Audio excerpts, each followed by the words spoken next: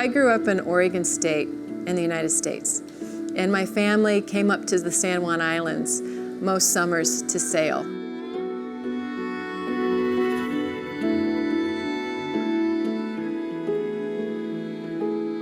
And of course, like most of us, I grew up watching Jacques Cousteau on Saturdays and fell in love with the marine environment. In college, I studied a lot of freshwater ecology, marine biology, policy, science, and went on to get my master's degree. I'm the executive director of Friends of the San Juans. We're a nonprofit organization that's been around since 1979. We're located in the heart of the Salish Sea. This is the center of the shipping debate that's happening at a global level.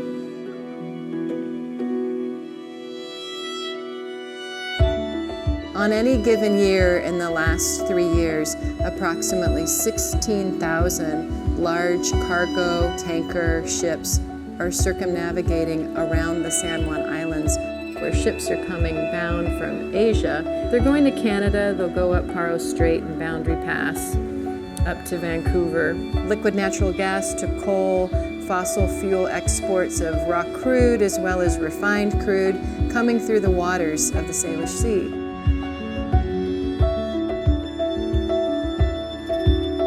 When there's an oil spill, the best possible scenario is 15 to 20% cleanup. A day like today where we have some 50-mile-an-hour winds, imagine a diluted bitumen spill on the waters out here in the Salish Sea. I'm the executive director and a co-founder of the Backbone campaign. Our aim is to provide creative tactical tools and strategies for being effective agents of change. Some of those ideas where we do light projection, where we use a small metal stencil in a stage light to project onto buildings. We built this tar sands monster in opposition to the equipment going to be used for tar sands. This is what we call a backpack puppet. Do you think the citizens will ever rest until you stop drilling in the Arctic? In the Pacific Northwest, it became clear a few years ago that there were designs to transform this whole region into a fossil fuel corridor to Asia. We're fighting about a place that we love, and from a vision of what it could be rather than what some people want it to be. My name's Owen Finn. I live there on Boyer Island, out just immediately north of Vancouver. My Sea to Sky is an educational initiative to try and educate people as to the value implicit in the sound. The incident that kind of woke me up and said, I better look at this, was actually two projects. One is to put a pipeline through roughly 50 kilometers of back mountain trails. The second thing that has to be done is to build a smoke-belching fire plume LNG plant and have the safety of herring, salmon, orcas, dolphins, and as late as 2 days ago, humpback whales threatened.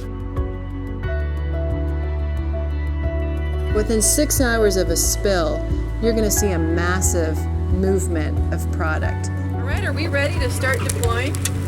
With our work to model oil spills, we were able to identify our most precious areas in the Salish Sea. All right, one at a time. Here we go.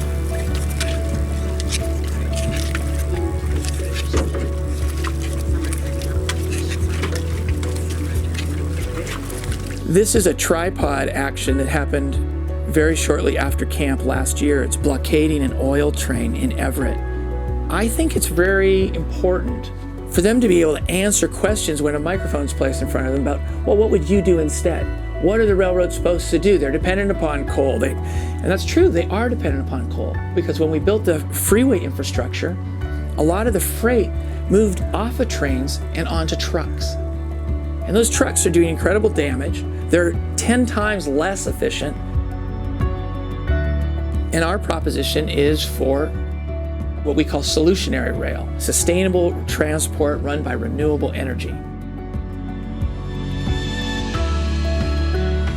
And trying to get our voices heard, the simple activities of placards, declarations, and people standing on the street in pouring rain, you have to realize we're up against one of the most profitable, largest, most influential industries in the world. If you live in Germany, if you live in China, if you live in Japan, if you live in India, if you live in North America, you can stand up today and tell your elected officials that you want alternatives to fossil fuel. We can't afford to let them drill every last rock, every last ounce of oil and gas out of the ground before we do something about climate change that will stop its effects, from California's drought to Calgary's floods to forest fires ravaging BC and Washington.